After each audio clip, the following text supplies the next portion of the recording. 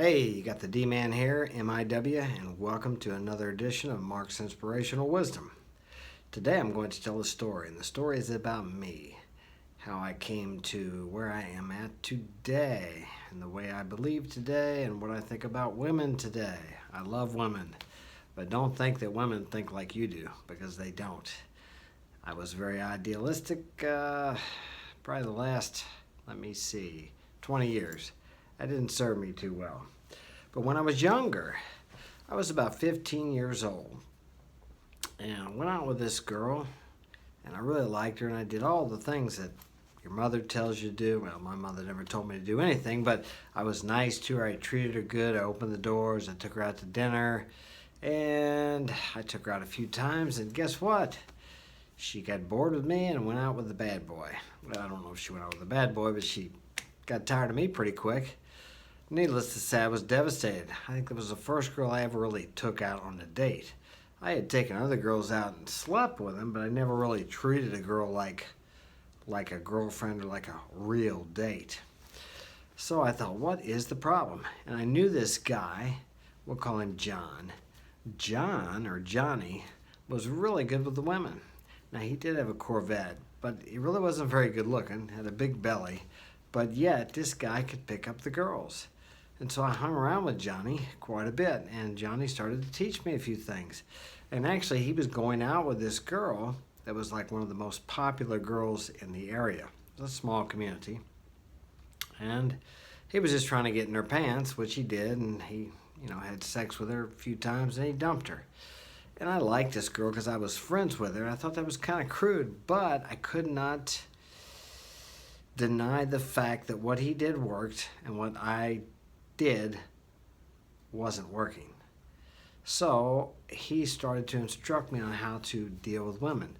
So that began a whole, I started about 15 or 16 years old till I was 29. I always had women, girls chasing me. I had a steady girlfriend. I had other girls I was sleeping with. I had girls chasing me down the road, leaving notes on my car. Even when I got married at 24, I still had girls. I had a steady girlfriend, plus my wife, plus another halfway steady girlfriend, plus I was sleeping with all these other girls. I wouldn't say the classic bad boy because I had a good business and I worked hard. But even when I broke up with my first ex-wife, she still thought of me as some kind of an angel, which had come to save her or give her a better life. Even after all the running around I did, and I even messed around with her best friends. I was quite the cad, as they call it nowadays. But it's like all the girls wanted me. Every one of them wanted me. The only thing I can say that I did back then that I really am not too happy with was that I was very dishonest with women. I straight out lied to them, of course, because I would about get caught messing around, and I would lie to my wife. I didn't really feel good about that. I believe I could have done the same thing and been open and honest about it, and they still would have loved me and chased me. What do they say? A girl would rather be with the bad boy than... Oh, a girl would rather share the bad boy than be with a loser. And I was definitely the bad boy, or the cat as they call it. But what I did worked. I had an abundance of women, abundance of girls chasing me, wanting to be with me, and I took full advantage of it. But what happened when I was about 29, I'll back up. During this time, like when I was younger, I had my motorcycle. I had a Harley Davidson and other motorcycles, and the motorcycles were my life. I was always traveling, and my number one focus was my motorcycle. It wasn't women. Women were a byproduct of my lifestyle.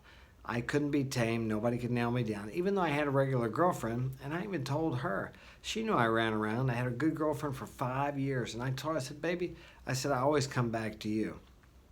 That sounds pretty cold and heartless or selfish. But I'm telling you, women are attracted to that. She even said one time, we don't have a real good relationship as far as communication. She said, but we're good in bed. So the sex was really good. She stayed with me for 5 years.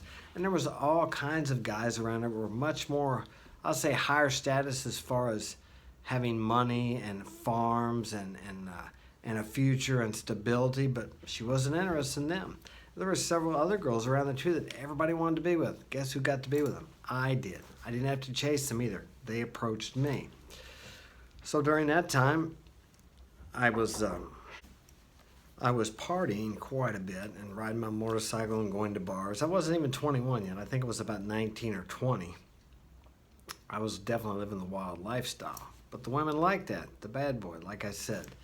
So I didn't know why what I was doing worked, but I just knew that it did. I was never going to let a girl get close to me, and I was never going to open up to a girl. After that one girl when I was 16 broke my heart or whatever.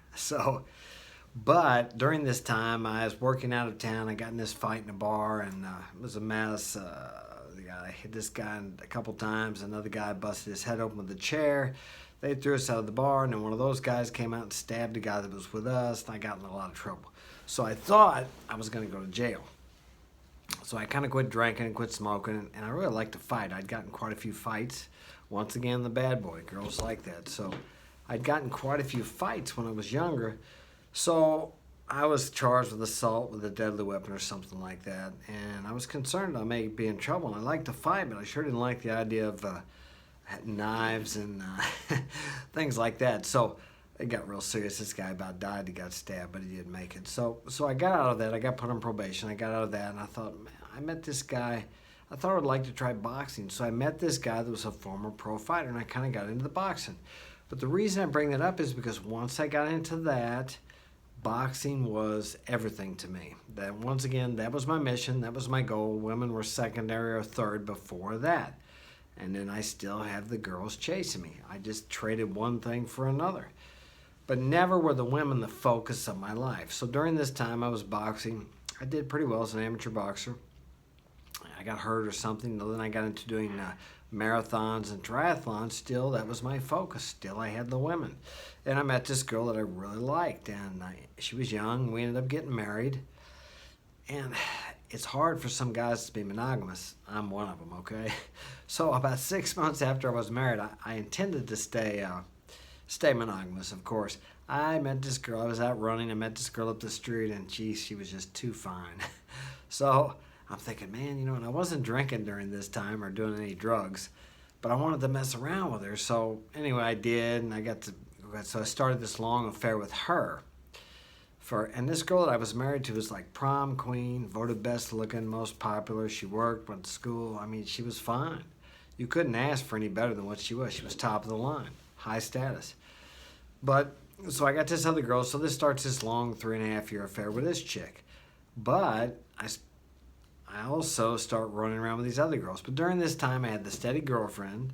Plus, I had another somewhat steady girlfriend who was a real good track runner, track star. Okay, plus I had other girls that I was running around with too and sleeping with.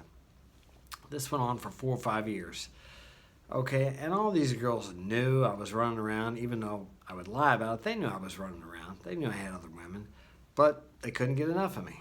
Now, isn't that crazy? It doesn't make sense. It doesn't make sense if you listen to what women tell you about what they want or what society tells you what you should be. Or like Rollo Tomassi talks about, it's kind of a programming. I think he calls it a femme-centric programming. I've listened to a lot of his stuff, and as I did, it's helped me to understand why what I did, even though it looks like I was a bad guy or a cad, why what I did worked so well. And what I did was basically almost everything he talks about and what women are attracted to. So this went on for years. I got to be about 28 or 29. I turned pro, started boxing professionally.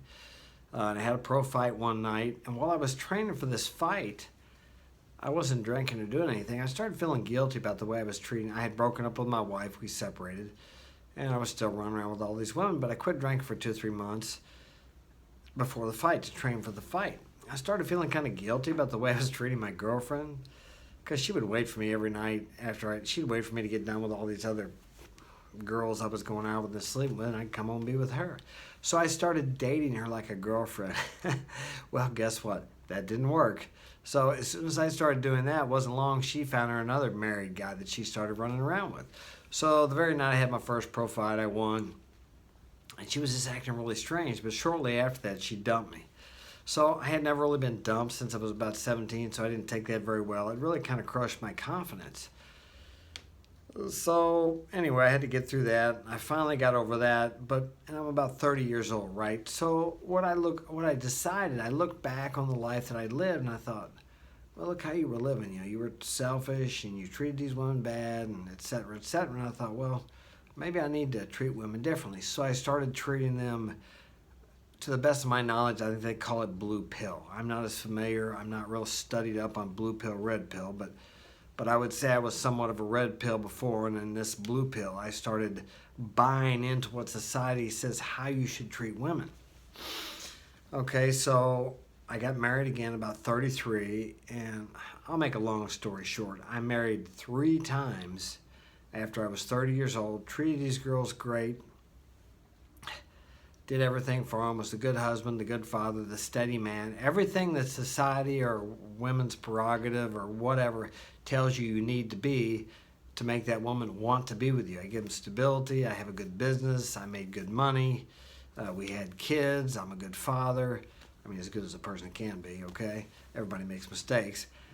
But yet, okay, the first one I was married to after I was 30 years old, she even came and told me after she left me for the guy who just got out of jail. He's wearing an ankle bracelet. He's shooting methamphetamine. I mean, she says, you're a good husband and a good father. She says, I just can't live this kind of life. I mean, of course, she kept coming back and leaving and coming back and leaving. I kept bringing her back, and finally I had to just cut it off because it was about to drive me nuts. The point being is here I'm acting and being the man that society and the women tell you that they want and you want to be, but yet I'm getting screwed. So the whole time we're married, she says she can't get pregnant. I have a book being written, so it tells the whole story. People told me for years I should write a book. To me, my life didn't seem that exciting, but now that I'm writing, I guess it was pretty adventurous. But anyway, so what was I gonna? I lost my train of thought here. She, like I said, she came back, and I finally had to tell her I couldn't be with her anymore. Okay, well, the funny thing is, we were married for 3.5 years, right? I wanted to have kids, and she couldn't get pregnant. So I went to the doctor, and the doctor told me I had a low sperm count. I said, well, so she had a son, so I adopted him. Well, I didn't know that to being a cuck, but I've learned that by listening to Tomasi that that's what cuckolding is, or part of it. So anyway, I'm doing the thing. I'm being the man. I'm manning up, right? You don't have a father, I'm going to be his father. But about the time she leaves me, she comes up pregnant. Well, of course, I think it's not my kid because, hey, she can't get pregnant, right? Well, come to find out, she must have been taking birth control pill because, long story short, I had a DNA test. It is my kid. She had had a couple abortions before I found out, but those guys were losers. But yet she knew I was a good supplier, provider, so she went in and got pregnant before she left me, I suppose for security. I've heard stories like this before. So she left, and I go through this has the baby, I have the test. We go through this long custody battle. I end up, long story short, I end up losing everything. Everything. And here I was being the man you were supposed to be. So I met this other girl. We got married. This woman she didn't even move in. I mean, it was a short 6 month married, no kids. I won't even go into that one. But once again, I was trying to be the man. I met her, and she had never been married, 33, had a couple kids. Her ex-boyfriend was mean. He beat her up and all this stuff, right? But you know who she went back to after she separated from me? The ex-boyfriend. So once again, what's going on here? I'm being the man the society tells me I'm supposed to be, but yet, and the man that these women say they want, but yet they won't stay with me. I mean, what is the problem here? So I don't know anything about, I don't understand. Okay, so I think you know what it is. It's the women in the States, which I think there is a little problem with the women in the States, but that's neither here nor there in this situation. So I had some people working for me that were from another country. So I decided I would go there and with them and visit. I had never been out of the country. So I went there, met this girl, and we got married, and she came back up here. We had 3 kids here, and I was still fighting with the ex-wife over custody over my daughter and my adopted son. And that just turned into a real big mess. I don't know how many times she took me to court, accused me of molesting my kids. I would prove that I didn't do anything, and that would be the end of it, and she would do it again. I mean, I don't know how many times I had my kids taken away. Probably 3 or 4 or 5 times. And every time she was free to just go ahead and make false accusations again. A man, when he marries in the United States, has total responsibility and no power. So I went through hundreds of thousands of dollars into court, and she's living with this meth head boyfriend. They're both shooting meth, and the system tells me that at this time, they don't do this now, they're a little harder on women now, but at this time they told me, well, just because she's a drug addict doesn't mean she's a bad mother. So I won't go into all the details of what I went through there, but I had investigators watching her to prove she's doing drugs and mistreating the kids, or at least neglecting them. None of it worked. I mean, she could have been an axe murderer and they wouldn't have taken those kids away from her. So, and I'm really angry with the system, the DFS, the juvenile office and all them. So I'm actually kind of going after them too for doing all these, taking my kids away when they have no proof or evidence of anything other than her word. So I make them an enemy. Well, they were a formidable foe. I'm going to tell you that. You don't want to fight City Hall, as they say. So in the end of that, I'm in court and I'm battling against them because the GAL in my case had really been mean to my daughter. I had my daughter wired in the little room that her and the GAL were in, and this woman just interrogated her. My daughter was under the table, covering her ears, crying, telling this woman that they had tricked her. My daughter says, "You tricked me. My daddy didn't choke me. You tricked me," because they accused me of choking her, which I didn't do. Okay, I had all this on tape. We go to court, and the judge was in on it with him. But anyway, my attorney said, you're not going to get anywhere here. They would not let us present the evidence. My attorney's yelling at the judge. The judge won't say a word. The judge asked my attorney, because he could tell my attorney knew something what went on in that room. And the judge says, "Well, how do you know what went on in that room?" And my attorney says, "I don't have to be at the ball game to know what the score is." Well, the judge didn't say anything. My attorney was quite the smartass. He was an old Jewish lawyer, great lawyer, but it was a family law firm. But as I sat there, I sank down in my seat, knowing that it didn't matter what I had, what the truth was, or anything. I was done. Here in the States, I was done. So, and when he came back, he said, "You can appeal this. It'll cost you $25,000. I had already spent hundreds of thousands of dollars and lost a house already. He said, "But they're probably not going to overturn the judge's decision." And I thought, this is it, I'm done. So after that, I got my passports because I knew that it was a matter of time before they came after me. So about 6 months later, sure enough, I'm working one day and my wife calls me and said, "Hey, the police were here wanting to ask you questions." Like, oh, I guess this is it. So I called the police up. I said, "Hey, what's the deal? What do you need?" "We got to ask you some questions." I said, "What is it about?" "Well, it's about a sexual nature." I thought, oh, crap. My ex-wife done got the kids to say I did something to them again. So I told my wife, I said, "You know what? Get the kids." We'd had another baby. We had 3 kids, and I'd got his passport too. He was only a couple months old. I said, "Get the kid." I said, "and meet me at my mom." So did that. I went there. And I said, "Bring some clothes." So we brought some clothes, and we drove to Chicago. I live in St. Louis. But I didn't want to fly out of St. Louis because I didn't know what the charge was or what they were trying to get me for. So I wasn't quite sure how much they would be watching to see what I was going to do. So we drove to Chicago and flew out of Chicago to Central America, where I lived for 6 years. Okay. I had to leave my daughter. It was tough, but I did it, okay? But I didn't want them to take the last 3 kids. After I was there about 3 or 4 months, yes, they had charged me with child endangerment. I won't go into details of why, but it was a bogus charge. Okay, so I'm down there living, and I guess this wife I'm married to at the time must have learned from the wife up here. So she starts running around with her sisters who are single, and then things just start getting bad. Here again, once again, I started a school down there. I'm making good money. I'm providing for her. We're living really good. We got a nice home. I mean, we're living like the rich and famous down there because it's a poor country, right? We live in a nice tourist town. People come from all over the world there. And then she starts telling me that it's not enough. She starts humiliating me and acting like what I'm doing is not enough. I'm a gringo. She was from there. You should have more kids should have more than this. We should do better than this. I mean, and every day she starts humiliating me. It's like, Jesus, but I'm here. By that time we have 5 kids. So I'm like, what am I going to do? I can't just leave the kids. So I'm tolerating this, right? And it just keeps getting worse. Anyway, she ends up leaving me, and it does the same thing. They accuses me of molesting the kids. They take the kids away from me once again. And she's got some woman that works for the social systems down there, convinced that I did something to the kids. And the kids are with me today. But they told me that her and her mother made the kids say things about me to get me in trouble. So I'm down there in this country, right? I've left the United States. They have a warrant out for me in the United States, right? So I'm down here. She's taking the kids away from me. Basically a repeat of what happened in the United States. So at the end of all this, I ended up hiring some really high-powered attorneys down there. I mean, these guys, when they come to meet you, they got bodyguards with them because attorney life down there isn't very long. They get killed quite a bit. That's like a whole nother world down there. It's like the Wild West. So anyway, so I try to get him back, and I get an order from a judge to go get him. I go there to get the kids, and she won't give them to me, so I got police there, and she's got police there. And I'm arguing with these police, and they won't do anything. And it's like, I'm like, once again, I'm in the same situation I was in the States.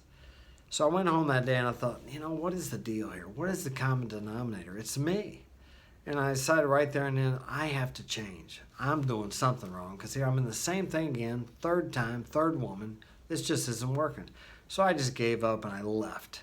But I couldn't leave the country because she had an arrigo against me, which would not allow me to leave. So I talked to my lawyer, and she said, all you have to do, you can't fly out of the airport because it'll get you. So go to the border between Mexico and a country I was in, pay off the border guards, which is what I did.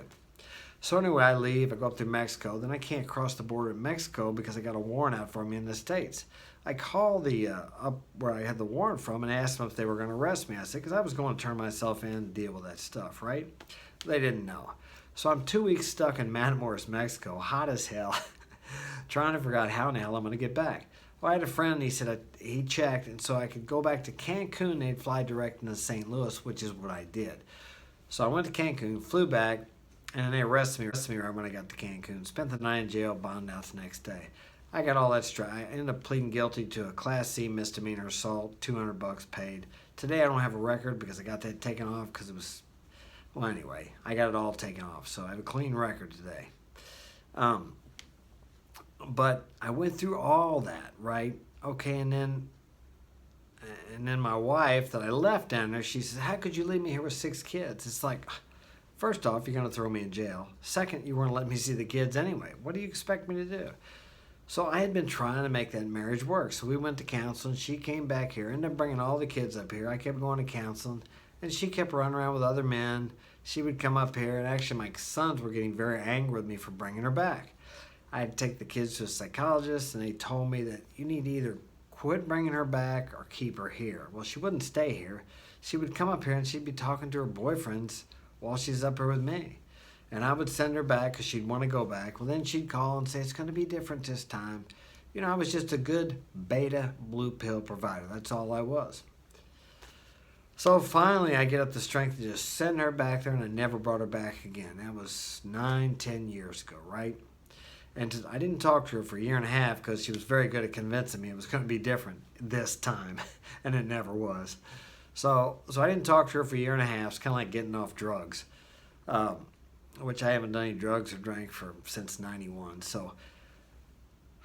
But after that time, I would start talking to her, and I still talk to her today occasionally. But she told me one time, she said, Mark, you're just too good to us. She said, we just don't appreciate you. Right now, I could have her back in a minute. She would come back to me if I wanted her. I don't want her back. But see, she would come back. I finally stood my ground and said, enough's enough. And I've had the kids with me. I've been a single father for, 9 years, whatever. We're all pretty happy. It's been tough on them not having a mother. But she told me the same thing that I experienced since I decided to be the good guy or the provider or the man, the husband or partner, mate, whatever you want to call it, that women say they want, that society tells you you're supposed to be. She said, you're just too good to us. We just don't appreciate it. So I didn't date for years, right? I was raising my kids. Finally, I started traveling. I like to travel. I've been out of the country, 20, 30 times. And I started meeting some girls around different places in the world. So I met this girl in Colombia, beautiful girl. She wanted me to be her boyfriend. I reluctantly agreed. Inside, I knew I probably shouldn't do that, but I did it because she was beautiful.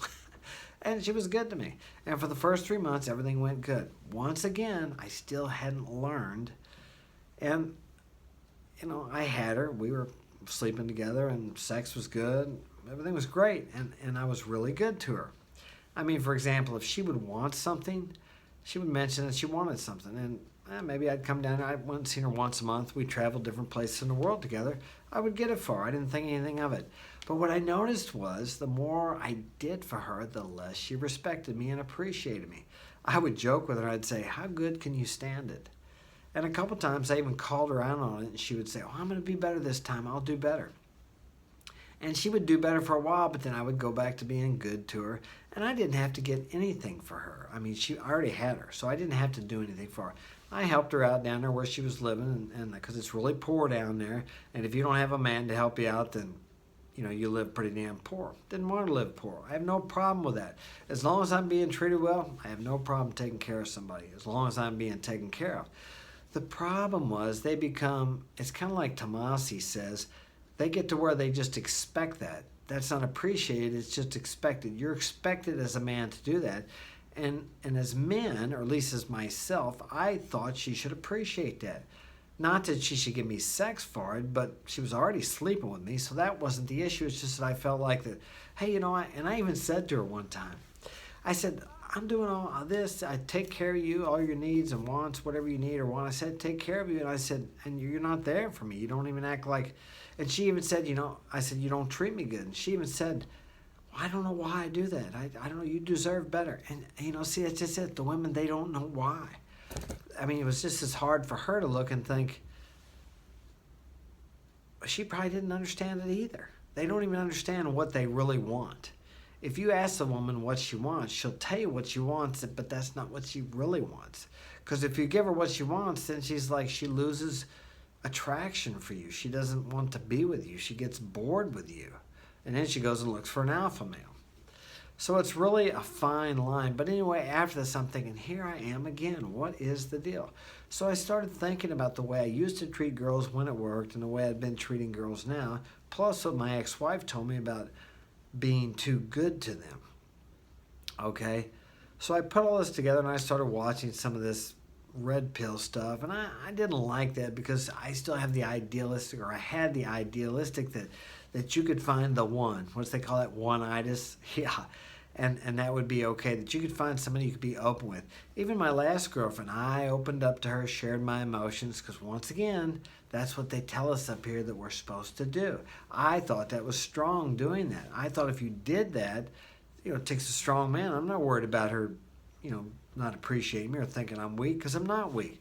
Even though I told her that I could walk away, and I did end up walking away from her, doesn't matter what you tell them, they won't, how do I say it? They won't take anything from you if you tell them overtly. It's like you have to tell them without telling them. You have to tell them by actions and not by words. Even though I knew I could walk away from her if I wasn't treated well, it didn't matter that I told her. I stayed with her until finally I said that was it, and I walked away from her. So the point of all this is you can't listen to what a woman tells you she wants. You have to give her what she really wants. And most women, I'm going to throw a number out there, but some of the guys that are much better at this than me could tell you this. Rollo Tomasi could tell you probably the percentage of it. I'd say 98% of them don't know what they really want, what they're really attracted to. They don't really understand what they're attracted to. And then we grow up in a society where we're always seeking a woman's approval. Always. From the time you're born, you got your mother, and then you're going to school. Most of them are women. And then we got the social media telling us that we got to act this way or that way. And if you act like you're jealous, or even, hey, why are you hanging around with all them guys? And they say you're insecure. They use that on. That was used on me. I'm probably about the least jealous guy that there is. But yet I got that thrown, well, you're insecure. Because my ex was out partying all night with a bunch of guys. She said they were all gay, and most of them were, but there were a couple bisexuals in there. But I don't know any man that's going to be secure with his girlfriend when she's out partying all night every weekend and guys hanging out all the time. It wasn't like I was having a fit or even saying anything about it. I'm not the kind of guy that if guys look at her when what my last wife, when we were out and guys would be yelling at her and shit, I love that. Hey, she's with me. I have no problem with that. But when she's out partying all night, getting wasted, and I mean, I'm talking about staying out for a day and day and a half, it's really not, I couldn't take her seriously as a girlfriend because that's not really, for me, that's not like a relationship at all, a girlfriend relationship, at least not what I'm used to. She probably needed someone who would party with her, I suppose, but you have to change yourself. You're never going to change a girl. She's never going to love you idealistically like Disney tells you, or like Beauty and the Beast, or although that's a pretty good analogy of the bad boy, beta provider type. Well, the bad boy anyway. So look at what girls are attracted to. Don't listen to what they say. Look at what they do. Look at who they go for. And you just have to change yourself, which you can do. I've done it many times. The personality is something you can change. You're never going to change women, accept women how they are. I mean, it kind of pisses you off when you really figure out what's going on, but you just have to accept them for the way they are, just like us. They say we objectify women. We do. I mean, we look at a woman, she's beautiful, we want to be with her. That's just the way men are. Okay, a woman looks at you, and she sees, okay, this guy's high status, he's a good provider, he's hot, he's built good, he can provide for me. It's the hypergamy thing. They're attracted to that, okay? That's just how they are, and they're always looking, I don't know if they're always, but I think most of the time they're always looking to one up. That's like these girls that have all these Instagrams, these Instagram followers, they're always got, it's like a dating site. They always got guys that are just waiting to take them out, or giving them this attention that they crave. Attention is the coin of gold for women. You can use that. If they're good to you, give them attention. If they're bad to you, cut your attention off. I hope this has been of help to you. And like I said, go to my website or hit the like and subscribe button. And I appreciate you listening. Have a great day.